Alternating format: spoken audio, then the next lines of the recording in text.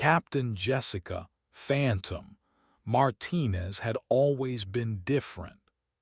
While her fellow pilots at Langley Air Force Base talked about their weekend plans and complained about training exercises, she lived and breathed aviation. Her call sign wasn't earned through some dramatic aerial maneuver or combat heroics. It came from her uncanny ability to appear and disappear in formations, slipping through radar coverage like a ghost. What started as a joke among her squadron mates had become a point of pride, and eventually, professional recognition. The trouble began when Colonel Richard Hawthorne took command of the 1st Fighter Wing. Hawthorne was old-school military, the kind of officer who believed women belonged in support roles, not in the cockpit of America's most advanced fighter aircraft. He'd made his opinions clear during his first squadron meeting, speaking about maintaining traditional standards and ensuring proper discipline in ways that made every female pilot in the room shift uncomfortably in their seats. Jessica had earned her place through years of rigorous training, graduating top of her class from the Air Force Academy and excelling in every phase of flight school. Her F-22 Raptor wasn't just a machine to her. It was an extension of her will, responding to her touch with precision that impressed even veteran pilots. She could thread the needle through the most complex aerial maneuvers, execute formation flying that looked like choreographed ballet, and handle air-to-air combat scenarios that left simulation instructors scratching their heads. But Hawthorne saw none of that. What he saw was a threat to his vision of how things should be. From his first day in command, he began systematically undermining Jessica's position. It started subtly, being passed over for choice assignments, having her flight hours reduced, being excluded from planning sessions she'd previously been integral to. When other pilots noticed and questioned the decisions, Hawthorne had ready explanations about resource allocation and strategic planning priorities. The breaking point came during a routine training exercise over the Virginia coast. Jessica was leading a 4-ship formation of F-22s in a mock air superiority mission when ground control, under Hawthorne's direct oversight, began issuing contradictory and increasingly dangerous commands. First, they ordered her to break formation during a critical phase of the exercise, then demanded she perform maneuvers that would put her aircraft uncomfortably close to her wingmen. Jessica's training kicked in, and she began questioning the orders through proper channels, requesting clarification for commands that made no tactical sense. That's when Hawthorne's voice crackled through the radio with barely contained fury, demanding immediate compliance and threatening disciplinary action for insubordination. The other pilots in her formation could hear every word, and Jessica knew her reputation was on the line. What Hawthorne didn't realize was that Jessica had been quietly documenting every questionable decision, every passed-over opportunity, every instance where safety protocols were bent to prove a point. She'd been building a case, not for revenge, but for justice. And today's exercise was about to become the final piece of evidence she needed to expose the systematic harassment that had been poisoning her squadron for months. The formation descended through 15,000 feet, each F-22 maintaining perfect spacing, despite the chaos erupting over the radio frequencies. Jessica's hands remained steady on the controls as Colonel Hawthorne's increasingly hostile commands filled her headset. Her wingmen, Captains Mike Rodriguez, Ashley Thompson, and David Chen, could hear every word of the exchange, their professional facades beginning to crack as they witnessed their flight leader being subjected to what could only be described as deliberate sabotage. Hawthorne ordered Jessica to execute a barrel roll at an altitude and airspeed that would put dangerous stress on her aircraft and potentially cause a mid-air collision with her wingmen. The command violated every safety protocol in the book, and Jessica knew it was designed to either force her into a dangerous situation or create grounds for disciplinary action when she refused to comply. Tower, Phantom Lead requesting clarification on that last instruction, Jessica transmitted, her voice maintaining the calm professionalism that had made her a respected pilot. Current formation, spacing, and atmospheric conditions make that maneuver inadvisable at this altitude. Hawthorne's response was immediate and venomous. Phantom Lead, you will execute that maneuver immediately or face immediate grounding for failure to follow direct orders. This is not a negotiation. What Hawthorne didn't know was that Jessica had been recording every flight communication for the past 3 months, a practice that was technically allowed under Air Force regulations for training and safety purposes. She documented dozens of instances where female pilots received more dangerous assignments, unclear instructions, and disciplinary threats for following established safety protocols. Today's exercise was just the most blatant example. Captain Rodriguez, flying as Phantom 2, broke radio protocol to interject. Tower, this is Phantom 2. Recommend we abort the current maneuver and return to standard formation flying. Weather conditions have deteriorated since takeoff.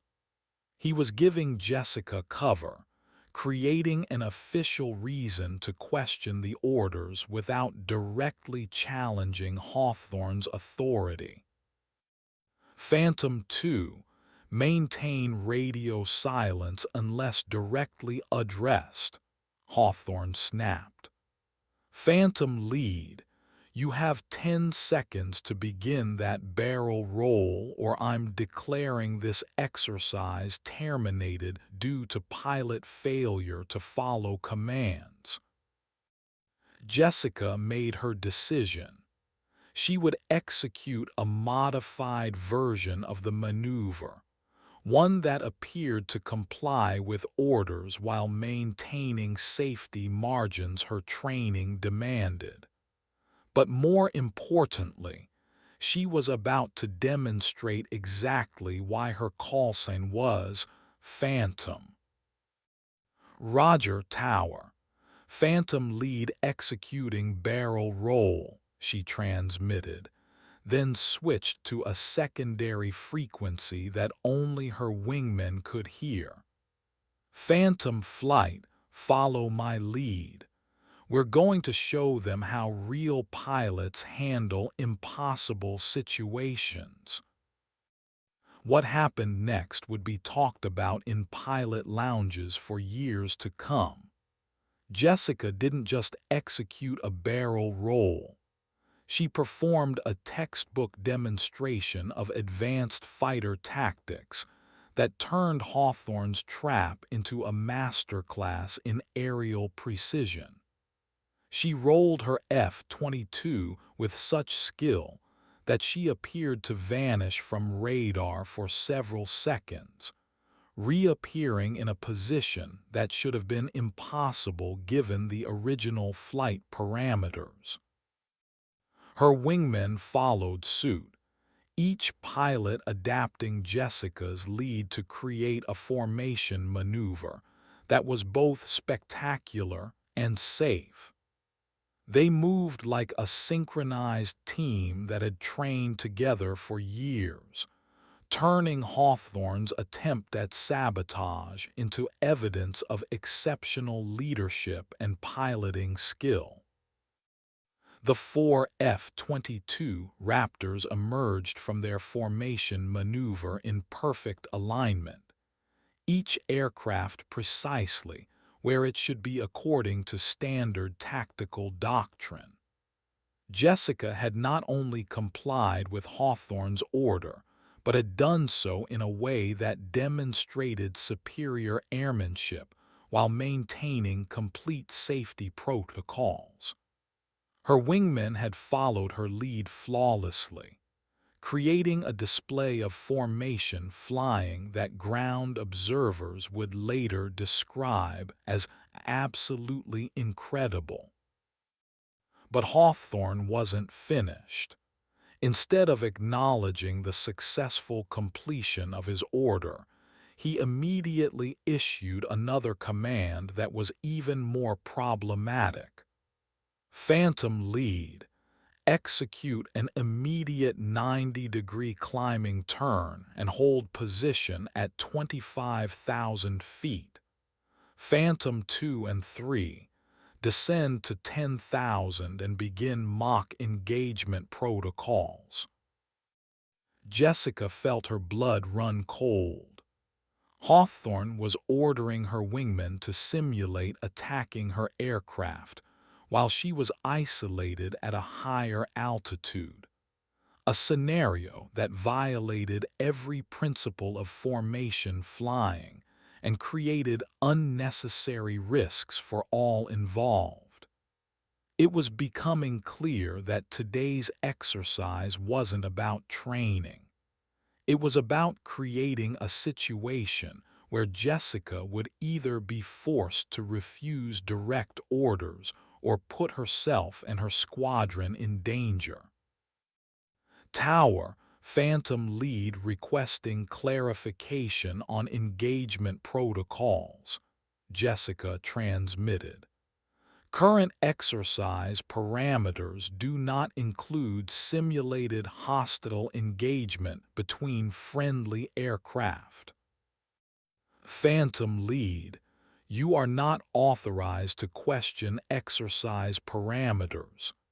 Execute the climbing turn immediately. Captain Thompson, flying as Phantom 3, couldn't remain silent any longer. Tower, this is Phantom 3. Request permission to speak with Exercise Commander regarding safety concerns. Phantom 3. Maintain radio silence or you'll join Phantom Lead in disciplinary proceedings. That threat was Hawthorne's mistake. By extending his harassment to other pilots, he'd crossed a line that would have consequences far beyond what he could imagine. Thompson was the daughter of a retired Air Force general and had connections throughout the Pentagon that Hawthorne apparently hadn't considered. More importantly, she was known for her meticulous attention to detail, and had been quietly documenting the same patterns of discriminatory treatment that Jessica had observed. Jessica made her decision. She would comply with the order, but she would do so in a way that protected her wingmen and demonstrated the tactical problems with Hawthorne's commands. Roger Tower. Phantom lead beginning climbing turn to 25,000. Phantom flight. Maintain standard defensive positioning and await further instructions. As she pulled her F-22 into the climb, Jessica activated her aircraft's advanced electronic warfare systems, equipment that was normally reserved for actual combat situations. If Hawthorne wanted to turn a training exercise into something resembling actual warfare, she would demonstrate exactly how sophisticated modern fighter aircraft could be when operated by a pilot who truly understood their capabilities. What appeared on ground radar as a simple climbing turn was actually Jessica positioning herself to demonstrate air superiority tactics that were usually classified above Hawthorne's clearance level. She was about to show everyone watching exactly why the F-22 Raptor was considered the most advanced fighter aircraft in the world, and why pilots like her were entrusted with flying them.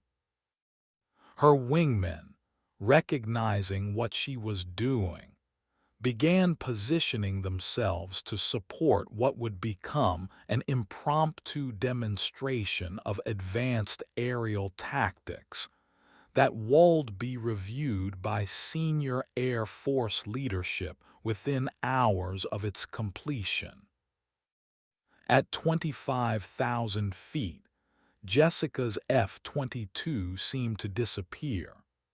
Not literally, but from a tactical standpoint. She had positioned herself in a way that demonstrated the Raptor's stealth capabilities while maintaining visual contact with her wingmen below. Her aircraft's advanced radar systems were painting a picture of the airspace that would have been impossible with older fighter jets, and she was using that information to turn Hawthorne's hostile exercise into a teaching moment. Phantom 2, 3, and 4 begin your approach vectors, came Hawthorne's command from ground control. Phantom lead, maintain position and prepare for defensive maneuvers. What Hawthorne didn't understand was that he had just ordered 3 highly trained fighter pilots to demonstrate attack patterns against an aircraft flown by someone who understood air combat better than he did. Jessica's wingmen were professionals who had trained extensively in air-to-air combat, and they were now being asked to essentially hunt their own flight leader as part of some twisted exercise in asserting authority. Captain Rodriguez was the first to speak up on the formation's private frequency. Phantom lead, this is insane. We're not going to actually run attack patterns on you. Negative, Phantom 2, Jessica replied calmly. We're going to execute this exercise exactly as ordered, but we're going to do it right. What followed was a demonstration of fighter tactics that ground observers would later describe as the most impressive training exercise they'd ever witnessed. Jessica used her aircraft's capabilities to track all 3 of her wingmen simultaneously, while maintaining a defensive position that showcased both her individual skill and the F-22's technological advantages. Each time one of her wingmen attempted to achieve weapons lock, as ordered by ground control, Jessica would slip away using maneuvers that were technically defensive but demonstrated offensive capabilities that left experienced pilots shaking their heads in amazement. She wasn't just avoiding their practice attacks. She was teaching a masterclass in air superiority tactics. Captain Chen, flying as Phantom 4, found himself in the unusual position of trying to target an aircraft that seemed to anticipate his every move. "How is she doing this?" he muttered over the radio, forgetting that ground control could hear every transmission. Phantom 4, maintain radio discipline and continue your attack run, Hawthorne ordered, his frustration becoming evident in his voice. Tower, this is Phantom 4, unable to achieve targeting solution. Recommend terminating exercise and debriefing tactical procedures. Jessica saw her opportunity. Tower, Phantom lead requesting permission to demonstrate proper defensive counterattack procedures. If we're going to train for air superiority, we should train correctly. Without waiting for approval, and knowing that Hawthorne would refuse anyway, Jessica executed a maneuver that her flight instructor had once described as impossible unless you're flying a spacecraft. Her F-22 seemed to stop in midair, rotate on its axis, and then accelerate in a direction that defied conventional understanding of aircraft capabilities. The maneuver was perfectly legal, completely safe, and absolutely spectacular. It also positioned her behind all three of her wingmen in a formation that demonstrated why the F-22 was considered the world's premier air superiority fighter. "Exercise terminated," came Hawthorne's voice over the radio, but it was too late.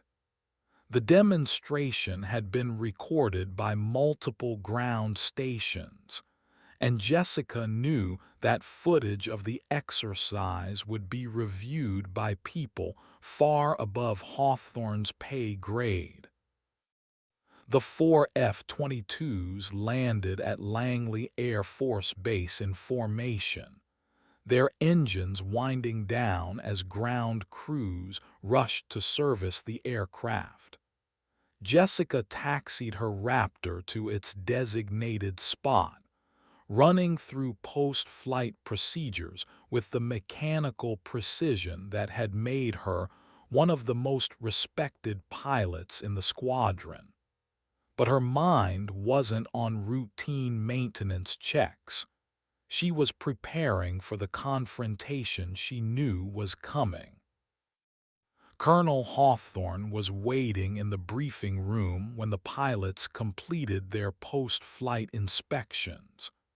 His face was red with barely contained anger, and the veins in his neck stood out like cords as he watched Jessica enter the room behind her wingmen.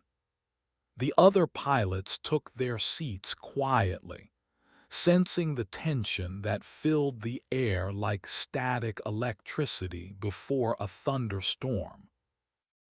"Captain Martinez," Hawthorne began, his voice tight with controlled fury, "your performance today was completely unacceptable. You questioned direct orders, executed unauthorized maneuvers, and turned a routine training exercise into some kind of personal demonstration. Jessica remained standing at attention. Sir, I executed every maneuver exactly as ordered. My wingmen can verify that all safety protocols were maintained throughout the exercise. Don't give me that protocol nonsense, Hawthorne snapped. You deliberately made a mockery of this exercise, and you endangered the lives of your fellow pilots with those stunts. Captain Thompson cleared her throat. Sir, with respect, Captain Martinez's flying was flawless. Every maneuver was executed within established safety parameters, and her tactical demonstrations were textbook examples of proper F-22 capabilities. Hawthorne turned his glare on Thompson. Captain Thompson, you're out of line. This debriefing concerns Captain Martinez's conduct, not your opinions about flying techniques. Actually, sir, Captain Rodriguez interjected, we all have concerns about today's exercise parameters. Some of the orders given were inconsistent with standard training protocols. Jessica watched Hawthorne's face grow darker as he realized his carefully planned humiliation was backfiring. Her wingmen were supporting her not out of personal loyalty, but because they recognized that something fundamentally wrong had occurred during the exercise. They were all experienced pilots who understood the difference between challenging training and dangerous harassment. All of you are confined to quarters pending a full investigation, Hawthorne declared. Captain Martinez, you're grounded indefinitely. I'm recommending disciplinary action for insubordination and reckless flying. That's when Jessica played her first card. Sir, I'd like to request that all radio communications from today's exercise be included in any investigation. I believe a full review of the transcripts will clarify any questions about compliance with orders. For the first time since they'd landed, Hawthorne looked uncertain. Military regulations required that all training communications be recorded and preserved, but Jessica suspected he hadn't considered how those recordings would sound to an outside review board. His orders had been increasingly erratic and dangerous, and her responses had been models of professional restraint. That won't be necessary, Hawthorne said quickly. I have sufficient evidence of your misconduct based on direct observation. Captain Chen spoke up from the back of the room. Sir, I'd also like those communications reviewed. Captain Martinez saved all our lives today by refusing to execute maneuvers that would have put us in danger. Hawthorne was losing control of the situation, and Jessica could see the panic beginning to creep into his eyes.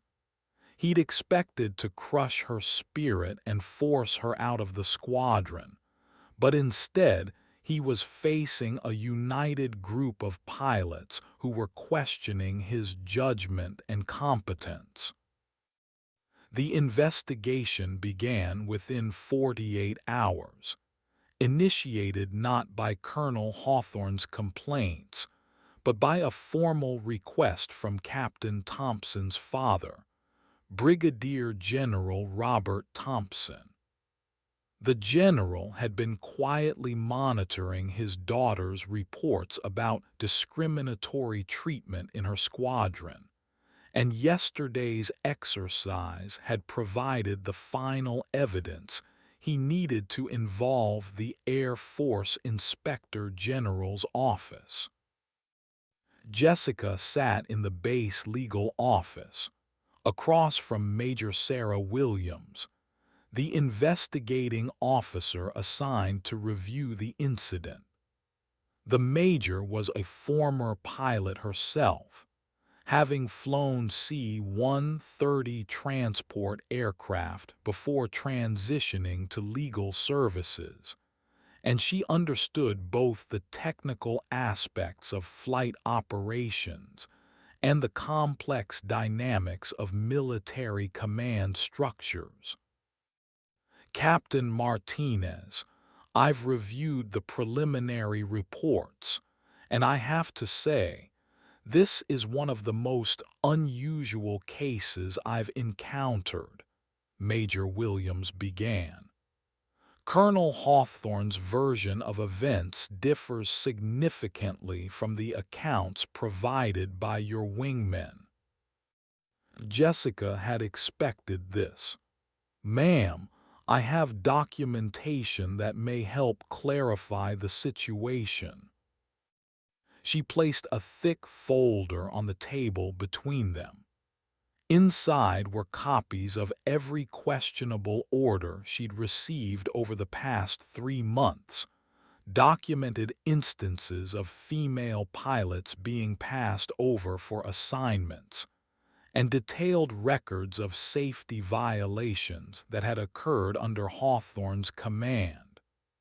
Most importantly, she had transcripts of radio communications from multiple training exercises that showed a pattern of discriminatory treatment. Major Williams opened the folder and began reading. Her expression grew more serious with each page. Captain, how long have you been documenting these incidents? Since Colonel Hawthorne took command, ma'am. Initially, I thought I might be misreading the situation, but the patterns became undeniable. And you didn't report these concerns through your chain of command. Jessica had been prepared for this question. Ma'am, Colonel Hawthorne is my immediate commanding officer. The nature of my concerns made it impossible to address them through normal channels without appearing to challenge his authority based on personal grievances. Major Williams nodded, understanding the impossible position Jessica had been placed in. Military protocol required subordinates to respect the chain of command, but that same protocol became meaningless when the chain of command itself was compromised by bias and discrimination. Captain, I need you to understand that these are serious allegations. If substantiated, they could end Colonel Hawthorne's career and result in significant changes to your squadron's command structure. Ma'am, I'm not interested in ending anyone's career. I just want to be able to do my job without being subjected to treatment that has nothing to do with my performance as a pilot. Major Williams spent the next 3 hours reviewing Jessica's documentation while asking detailed questions about specific incidents. The evidence was overwhelming, not just because of its volume, but because of its consistency.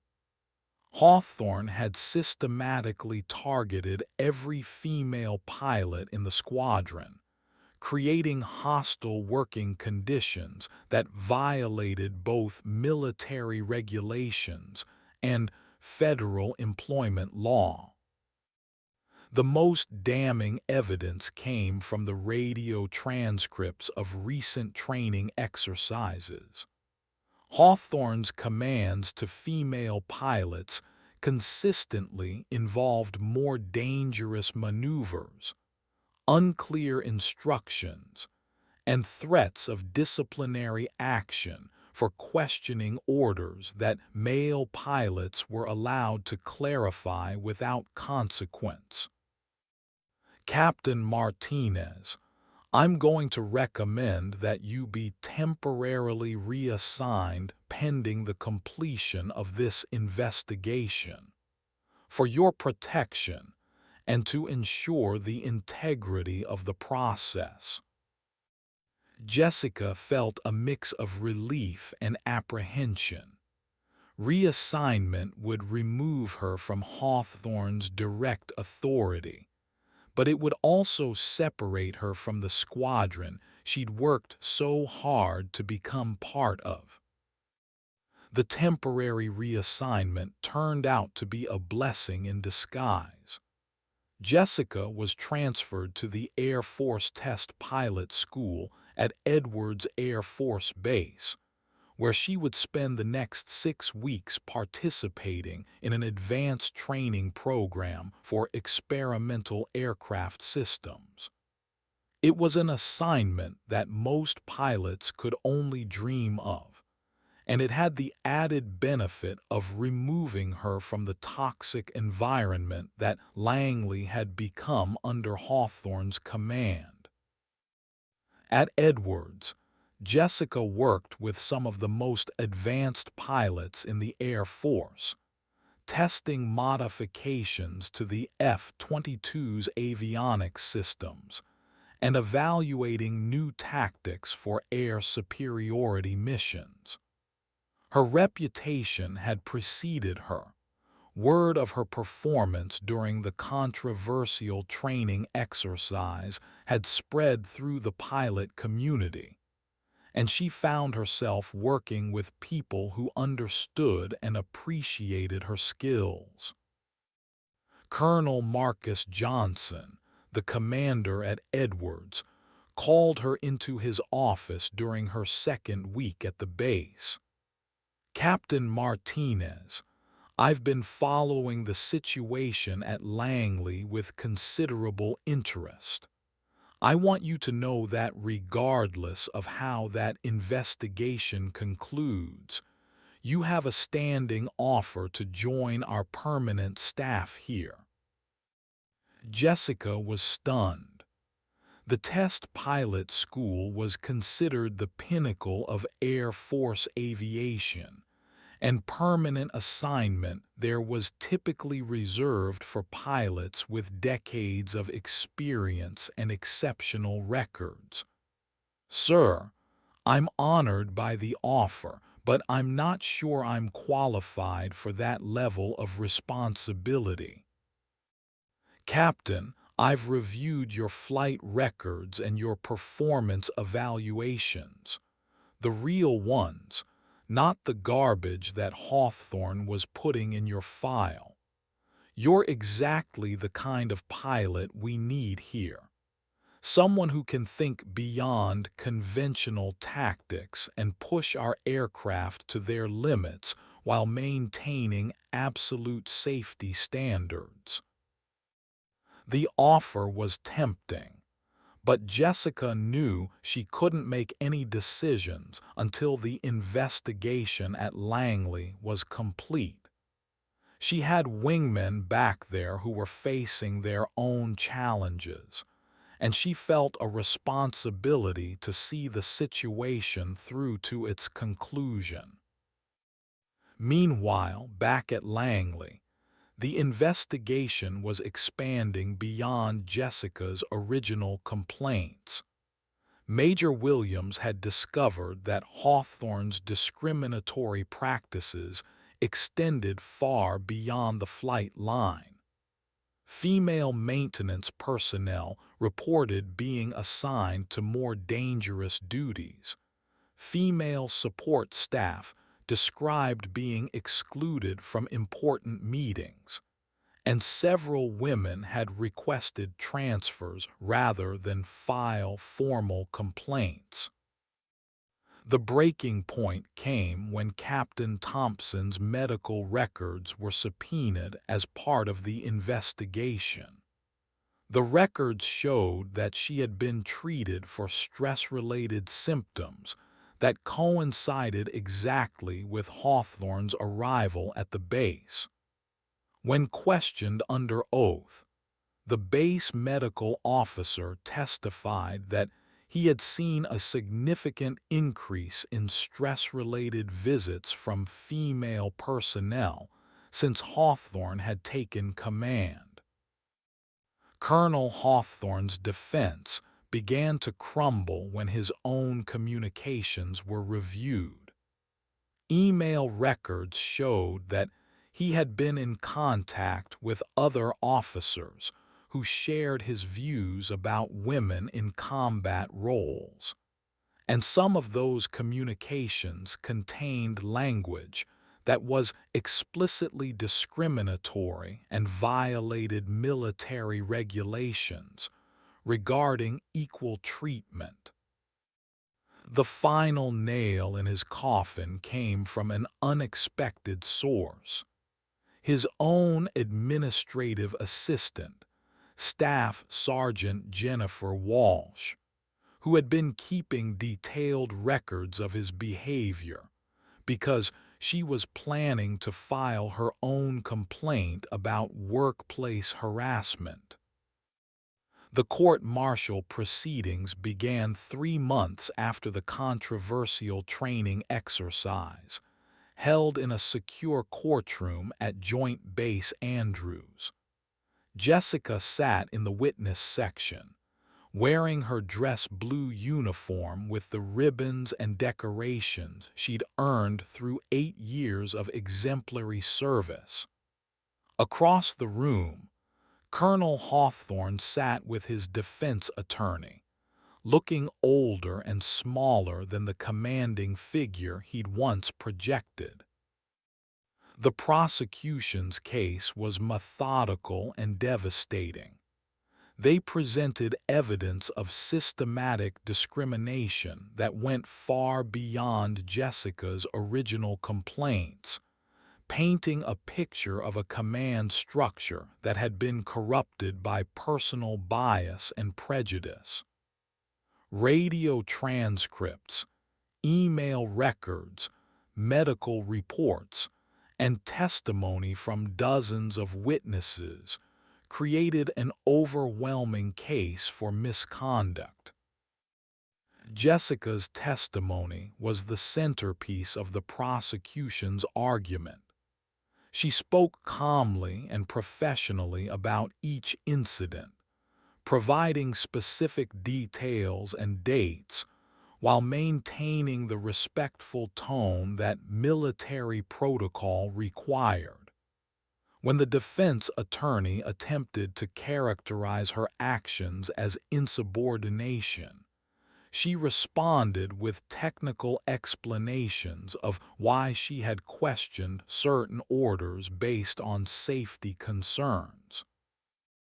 The defense's strategy seemed to be that Hawthorne was simply a demanding commander who expected excellence from all personnel, regardless of gender.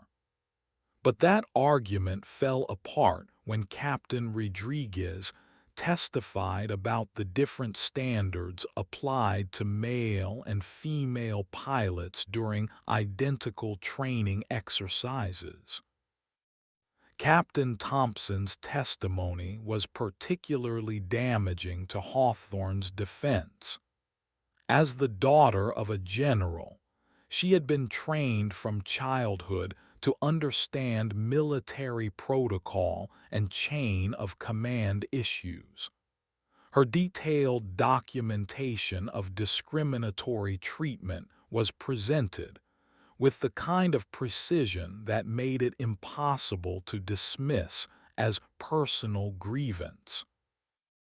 The most dramatic moment came when Staff Sergeant Walsh testified about conversations she had overheard in Hawthorne's office. She described meetings where he had explicitly stated his intention to clean house of female personnel and create a squadron that reflected traditional military values. When Hawthorne finally took the stand in his own defense, his testimony only made things worse. Under cross-examination, he became defensive and made statements that revealed the depth of his bias against women in combat roles. His attempt to justify his actions as maintaining standards came across as exactly the kind of discriminatory thinking that the military had been working to eliminate. The court-martial board deliberated for less than 2 hours before returning their verdict. Hawthorne was found guilty on multiple charges including conduct unbecoming an officer, discrimination based on gender, and violations of equal opportunity regulations. His sentence included dismissal from the Air Force, forfeiture of retirement benefits, and a reprimand that would follow him for the rest of his career. Jessica felt no satisfaction in Hawthorne's downfall. She had never wanted to destroy anyone's career. She had simply wanted the opportunity to serve her country without being subjected to treatment that had nothing to do with her abilities as a pilot. The real victory wasn't Hawthorne's punishment. It was the changes that would be implemented to prevent similar situations in the future. The Air Force used the case as a catalyst for comprehensive reforms in leadership training and equal opportunity enforcement. New protocols were established for reporting discrimination, and command positions would now require specific training in managing diverse personnel. 6 months after the court-martial, Jessica returned to Langley Air Force Base as the new squadron operations officer, a position that made her the second in command of the same unit where she had once faced daily harassment. The promotion was unprecedented for someone with her experience level, but her performance during the investigation and her time at Edwards had marked her as an exceptional leader with the potential for high command.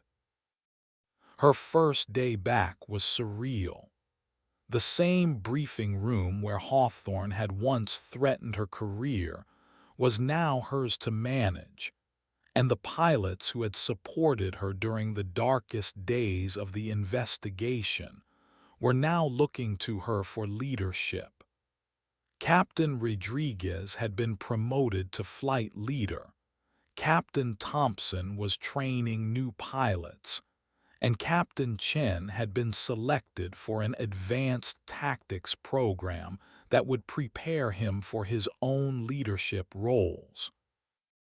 The new squadron commander was Colonel Patricia Brooks, a veteran pilot who had flown combat missions in Iraq and Afghanistan.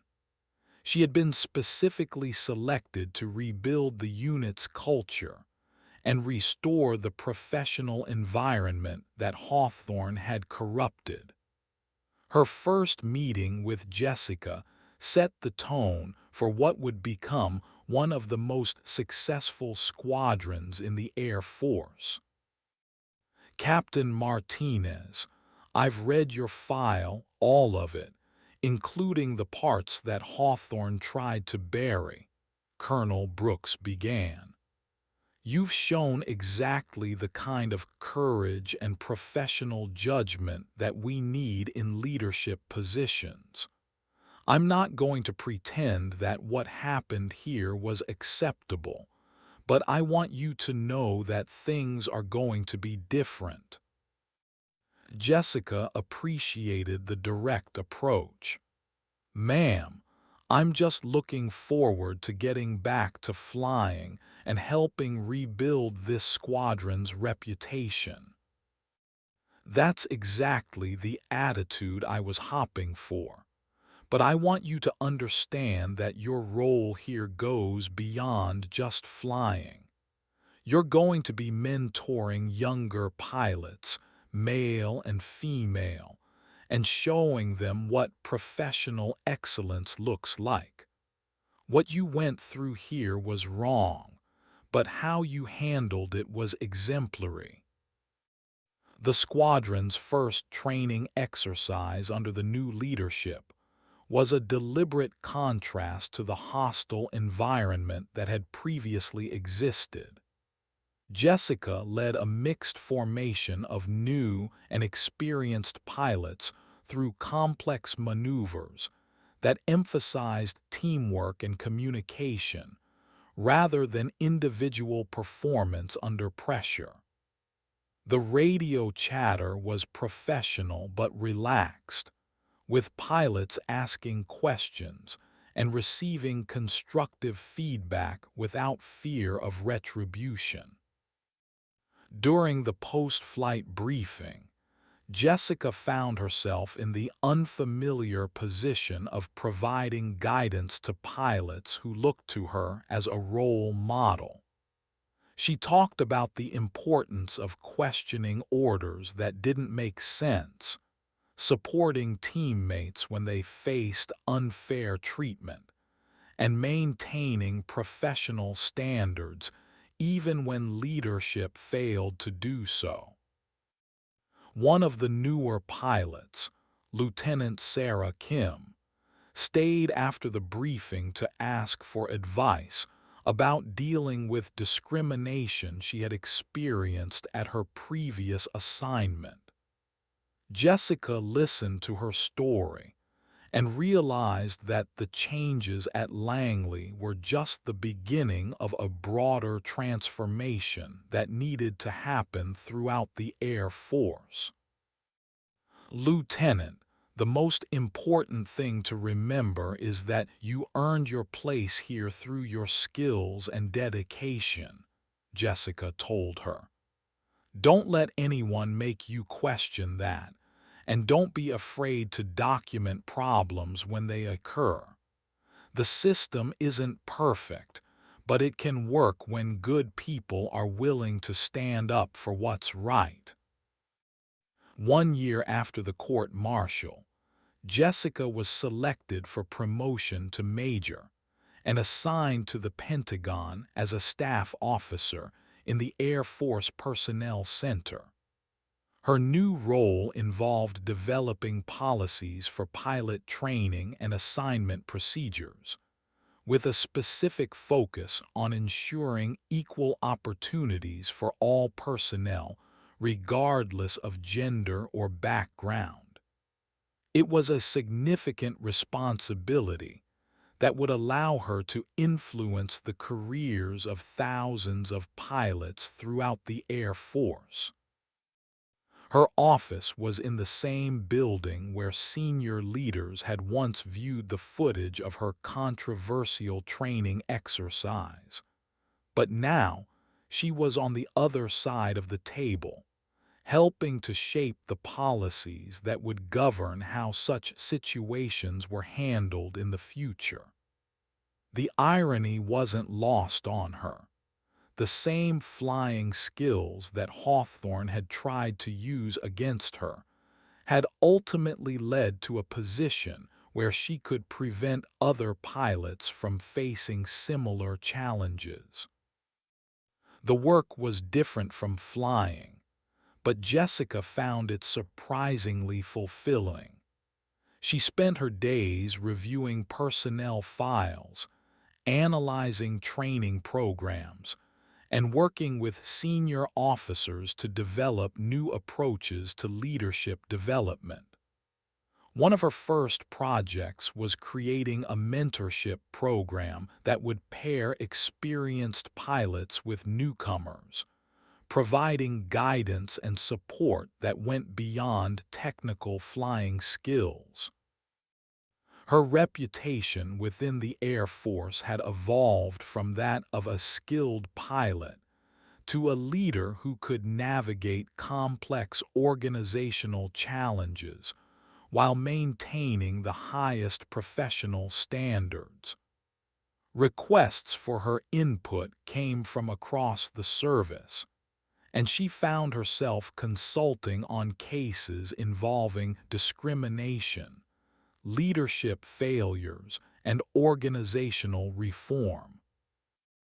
The most satisfying part of her new role was the feedback she received from pilots throughout the Air Force who had been inspired by her story. Letters and emails arrived regularly from women and men who described how her example had given them the courage to report problems, pursue challenging assignments, or simply believe that the system could work fairly when good people were willing to fight for what was right. Captain Thompson, now stationed at Elmendorf Air Force Base in Alaska, wrote about how she was using the lessons learned at Langley to create a positive environment for the pilots under her command.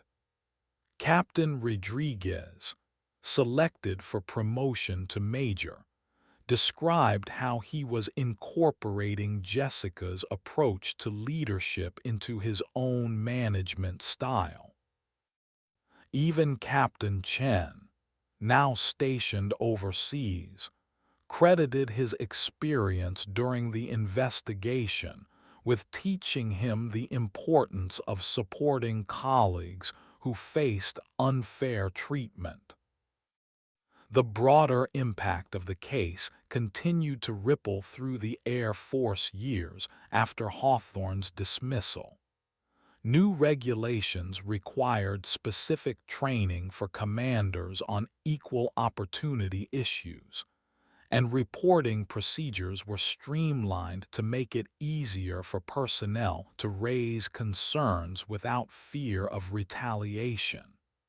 The changes weren't perfect, but they represented significant progress toward creating an environment where all service members could contribute to their full potential. Jessica's callsign had evolved too. She was still known as Phantom among pilots who had served with her, but the meaning had changed. Instead of referring to her ability to disappear in flight formations, it now represented her talent for appearing whenever someone needed support in fighting injustice or discrimination.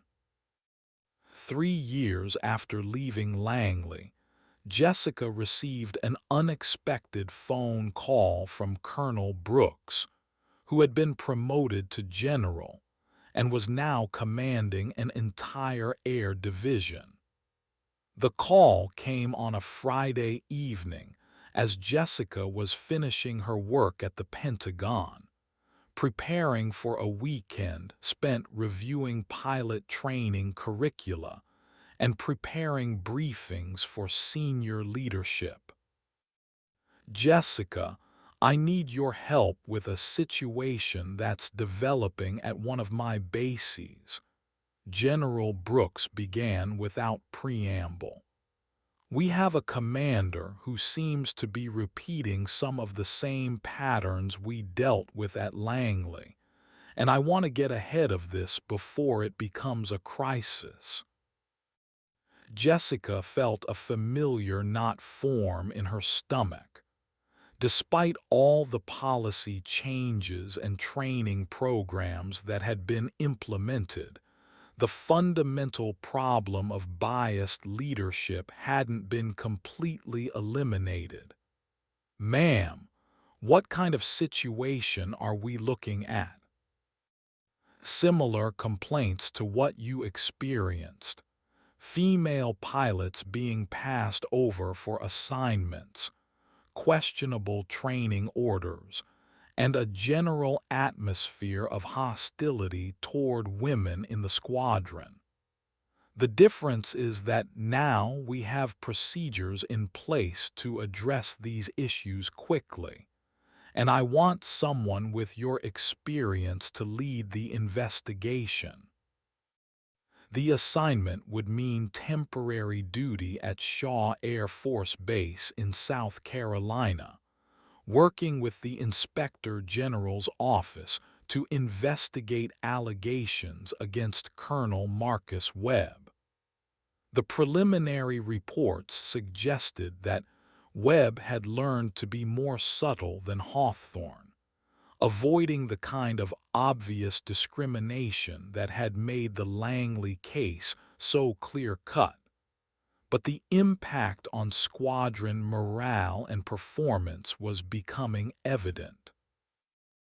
Jessica accepted the assignment immediately.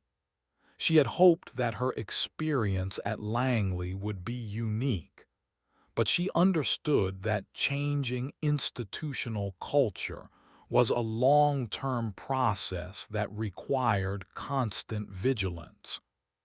The skills she had developed as an investigator and policy analyst would be put to the test in a situation that demanded both technical expertise and diplomatic sensitivity.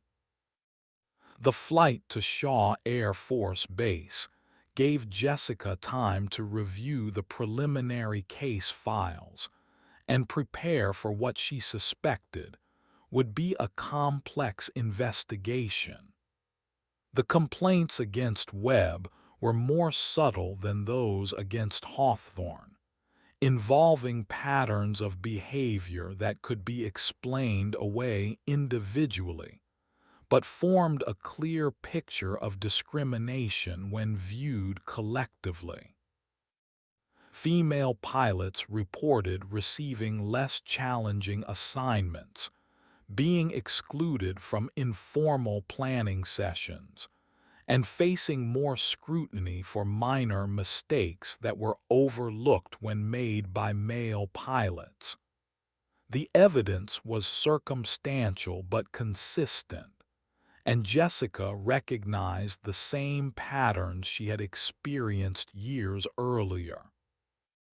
Her first meeting was with Captain Lisa Park, the pilot who had initiated the complaints. Park was a recent graduate of the Air Force Academy with an exemplary training record, but her confidence had been shaken by months of treatment that made her question her abilities and her place in the squadron. Major Martinez, I've heard about what happened at Langley, and I'm hoping you can help us figure out how to address this situation without destroying careers or dividing the squadron, Park said during their initial interview. Jessica appreciated the young pilot's thoughtful approach to a difficult situation. Captain, the goal isn't to destroy anyone's career. It's to ensure that all pilots have the opportunity to serve effectively without facing discrimination based on anything other than their professional performance. The investigation at Shaw Air Force Base revealed a more sophisticated form of discrimination than what Jessica had encountered at Langley. Colonel Webb was careful to avoid the kind of obvious bias that had destroyed Hawthorne's career, but his impact on female pilots was just as damaging. Instead of issuing dangerous orders or making explicitly discriminatory statements, he used subtle forms of exclusion and undermining that were harder to document, but equally effective at creating a hostile environment. Female pilots found themselves assigned to less challenging missions, excluded from advanced training opportunities, and subjected to more intensive scrutiny during evaluations. Webb's methods were designed to appear fair on paper while systematically limiting the career advancement of women in his command. The discrimination was death by 1,000 cuts rather than a single dramatic confrontation.